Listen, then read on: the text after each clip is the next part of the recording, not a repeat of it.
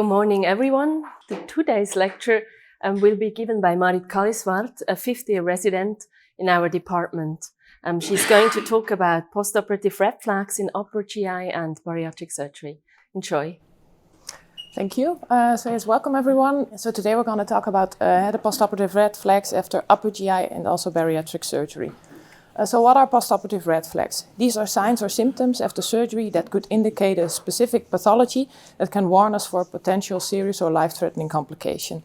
Important here is that we have like 3 pillars for the red flags. They can be subjective, what the patient tells you, objective, what you see, and also values in the lab value. So complications after upper GI and bariatric surgery. Here it's important that we do not only have the abdominal compartment, but also the thoracic compartment. And we also have the non-surgical complications or systemic complications. So first we'll discuss a case. We have a 20-year-old female with a body mass index of 37. She underwent a laparoscopic sleeve gastrectomy. It was an uncomplicated procedure. However, on the second postoperative day, she developed abdominal pain, vomiting, fever, and also tachycardia of 100 beats per minute. The inflammatory markers were also elevated with a CRP of 240 and a white blood cell count of 14. So question for the residents, what would you do? Maybe CT scan? Yes, that's correct. So we did a CT scan and we had a status after a sleeve gastrectomy. So what you can see here, the stomach is much smaller now because the sleeve was performed, and we have the staple line here that you can also see here, and right next to it there is additional air and also fluid, which is too much for the second postoperative day. So we had a suspicion of stapler line insufficiency. So the management was, of course, immediate antibiotics and also nil by mouth, and emergency surgery was performed. And in the diagnostic laparoscopy, an insufficiency at the stapler line at the angle of His, so very proximal, was seen, and this was oversued. Also an intraoperative endoscopic assessment was done, and the stapler line was now intact after the operation. With this case, we have the red flags that we saw are abdominal pain, fever, and also elevated inflammatory markers. But there's a fourth red flag. Does any resident have an idea? Maybe that she developed tachycardia? Yes, exactly. In bariatric patients, sometimes this is the only sign that there might be an anastomotic leakage or another problem is a tachycardia. These patients often do not present initially with abdominal pain. So what we'll further discuss today, first I will discuss the upper GI surgeries that we have on the esophagus, stomach, and also bariatric procedures. We'll go over the surgical complications, the non-surgical complications, and at last we'll discuss who is actually at risk, most at risk for these complications, and preventive measures that can be done. The esophageal operations are mostly done for esophageal cancer, the esophagectomy that can be performed transhiatal, where there's only an incision through the abdomen, transthoracic, where there's also procedure through the thorax, and the 3 incision where they are mostly performed for the higher esophageal cancers, where there's also an incision in the neck. There are also operations for strictures. This can be the Heller myotomy, but this has been less performed because of upcoming endoscopic procedures. Then we have the stomach operations performed for gastric cancer. It can be an adenocarcinoma, gastrointestinal stroma tumors, or also neuroendocrine tumors. It can be wedge resection, partial, subtotal, or total gastrectomy, and often, especially in adenocarcinomas, a lymphadenectomy will also be performed, which is important because there we go very closely to the pancreatic tissue, and this can lead to a pancreatic fistula.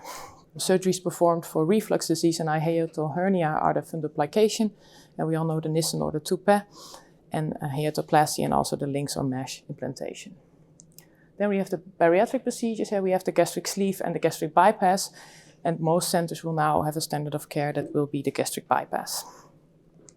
So the operative techniques that we have the classic open surgery, but in most cases this will now be replaced by a laparoscopic technique, and over the last years we have more and more robotic assisted surgeries as well. Then very important, especially in esophageal surgeries, that often also a thoracoscopy has been done, which can lead to other complications as well.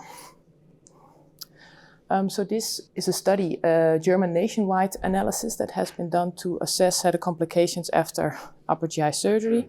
As was billing data was used with data of more than 3 million patients. And as you can see here, we have the information on esophageal surgery and gastrointestinal surgery. And as you can see, a prolonged ventilation on ITU is more common in esophageal surgery. There are cases of peritonitis we see more often in gastrointestinal surgery.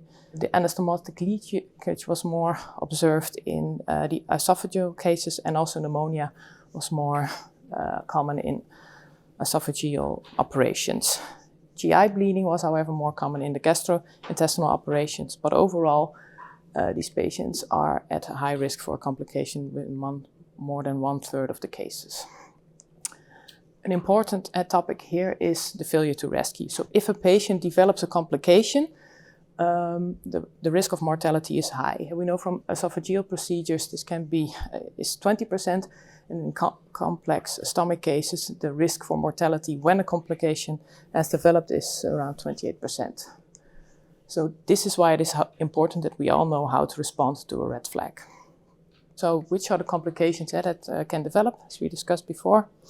We have the bleeding, we have the conduit ischemia, especially in esophageal surgery, that can lead to an anastomotic insufficiency. We have GI obstruction or paralytic ileus. Also an abscess can develop or a chi leak, especially when lymphadenectomy has been done. These complications can develop if a thoracic procedure was done, then we also have the pneumothorax. These complications can all develop in the abdomen as well, and here we also have additionally the pancreatic fistula. So what are the red flags?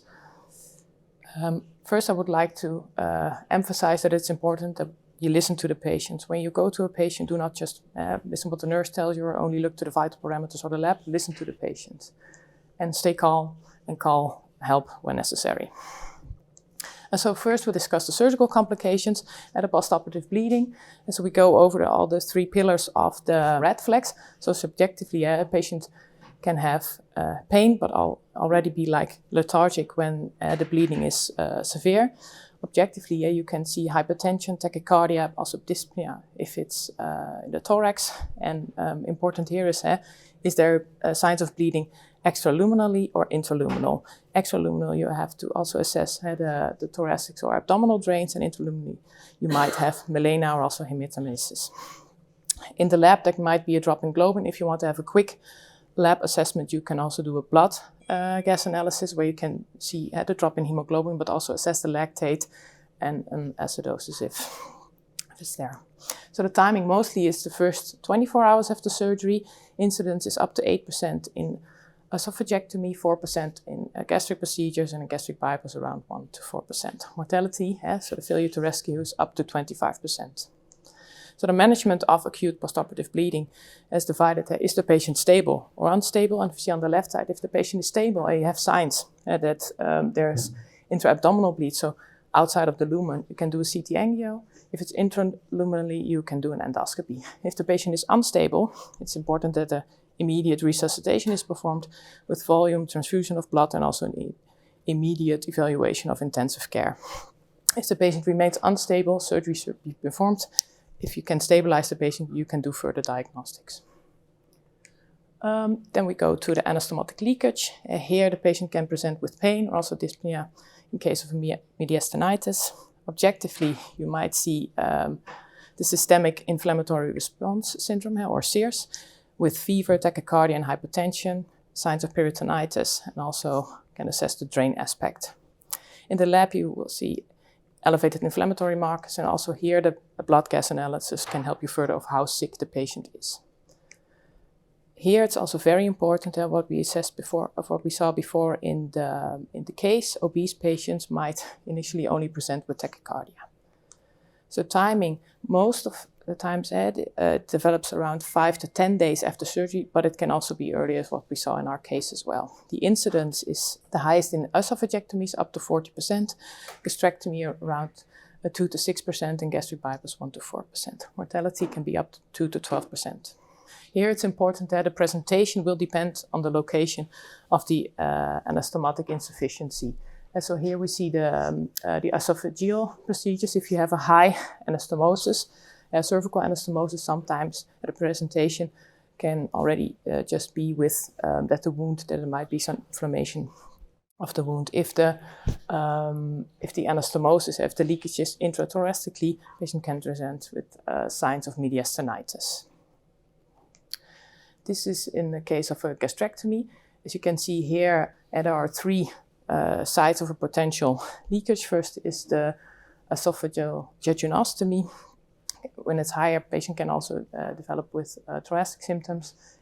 If a Roux-en-Y reconstruction is performed, there is a duodenal stump that can also cause leakage, and less frequently, but also that could cause problems, is the jejunostomy.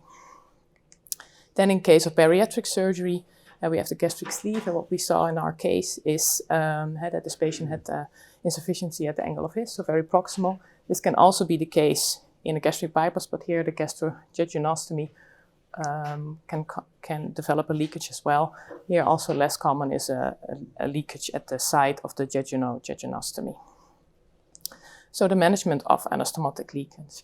Also here, if the patient can develop a septic shock, so resuscitation if necessary, start broad spectrum antibiotic therapy, nil by mouth, and also CT scan should be performed. Here it's also important that you do oral and IV contrast. There's also a place for endoscopy, which we discuss here. So where we have CT and endoscopy, first that the CT is non-invasive and you often have it quickly available. And you have also a visualization of the periluminal tissue, as you can see here on the left side, that there is a passage of contrast into the pleural space. However, for endoscopy, here diagnosis and treatment can be done in one, which I'll discuss afterwards. However, you have no visualization of the periluminal tissue. You need sedation, and also depends on the work of the endoscopist. But most often they are complementary and used simultaneously. So further therapy of the leak, surgical treatment is indicated for larger leaks, but there has been an upcoming place for endoscopic treatments as well. Stents can be used, but over the last years, where our center also has a lot of experience, is the endovac therapy. And as you can see here, there are two options. Here, if there's a small leakage sponge that is connected to a suction system, like we also use for our wound problems, can be used, and the sponge can stay in there for 4 to 5 days, and then an evaluation can be performed. If there's a larger leak or perforation in case of Boerhaave syndrome, it's also possible that the sponge is placed outside. Our center has a lot of experience with the endovac therapy, and we have also now are doing preventive management with a preemptive endoluminal vacuum therapy in case of an Ivor Lewis esophagectomy. And this was a retrospective case series with 67 patients where a sponge was placed by the gastroenterologist intraoperatively, and the sponge was left in situ for 4 to 6 days, and then an evaluation was done, and a sponge therapy was continued if there was not complete anastomotic healing. So what I've discussed before is that there's an incidence rate of anastomotic leakages in up to 40% of the patients in case of an esophagectomy.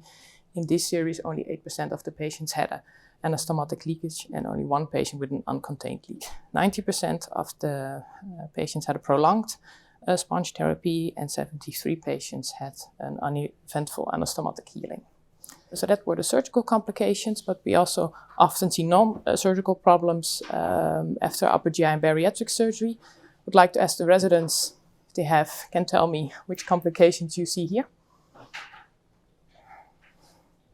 Atrial fibrillation and pneumonia. Yes, that's correct. So we have atrial fibrillation on the left side, and also signs of pneumonia with an infiltration in the right lower lobe. So non-surgical complications are most often pulmonary or cardiac. We have the pneumonia in rare cases. Also an ARDS can develop, pulmonary embolism, and of course the exacerbation of a COPD in case patients that we have quite patients with cancer are often smokers as well. Cardiac complications are most often the atrial fibrillations or myocardial infarction. So pneumonia. Often the patient presents with dyspnea, tachypnea. It can also be lethargic. Objectively, you can have again the SIRS with fever, tachycardia, and hypertension, and also hypoxemia. In the blood, you see elevated inflammatory markers, and also an arterial blood gas should be done. So here the timing is usually within the first 5 postoperative days. The incidence is up to 20%, especially in esophagectomies. Diagnostics, of course, chest X-ray, CT thorax, and also sputum culture should be done. Then the treatment, antibiotics and supportive cares, very important here with early mobilization, analgesia, and also physiotherapy. Here it's also important to rule out other causes of dyspnea, pulmonary embolism. Then the atrial fibrillation, which has kind of a special place in upper GI surgery. Patients often present with palpitations, angina, or dizziness. You'll see an irregular pulse, often tachycardic and also hypertension. In the lab, you have to watch the electrolytes, inflammatory markers. You can also do a blood gas analysis. Here, the timing is also usually within the first 3 to 5 postoperative days. Especially in esophagectomy, again, we have the highest incidence rate, up to 20%, and diagnoses are an ECG and cardiac markers. Important here is that atrial fibrillation can cause acute shock as well. When a patient has a very tachycardic atrial fibrillation, the cardiac output can be limited and causing acute cardiogenic shock. What is also important is that atrial fibrillation can be a warning sign itself. In this study, published in 2019 in the Journal of Thoracic Diseases, following an esophagectomy in atrial fibrillation, in 3/4 of the cases, it was associated with an inflammatory complication like an anastomotic leakage or pneumonia. If there was no inflammatory or an infectious complication, often a pulmonary overload was seen. So here, treatment is resuscitation if necessary. A cardiac evaluation should be formed where they can choose between the rate control and rhythm control, and also anticoagulation should be started. And of course, very important, detection of the underlying disease. So that was about the most common complications we have, but who is actually at risk for complication? Here it's important to have a patient characteristic, age, but also history, had a diabetes mellitus, metabolic syndrome, and also cardiac and pulmonary history, especially with smoking. Often a patient with cancer will have had a neoadjuvant therapy, chemotherapy or radiotherapy, and also nutritional status is very important. We have like the 2 extremes. If the BMI is very low, and the patients with cancer, you will see a cachexia, malnutrition. But in cases of a very high BMI patients, in bariatric patients, they're also more at risk for postoperative problems. Of course, surgical technique is very important. For most elective operations, the minimally invasive techniques have already replaced the open techniques, which we know that patients have less pain, mobilize earlier, and also have less wound problems.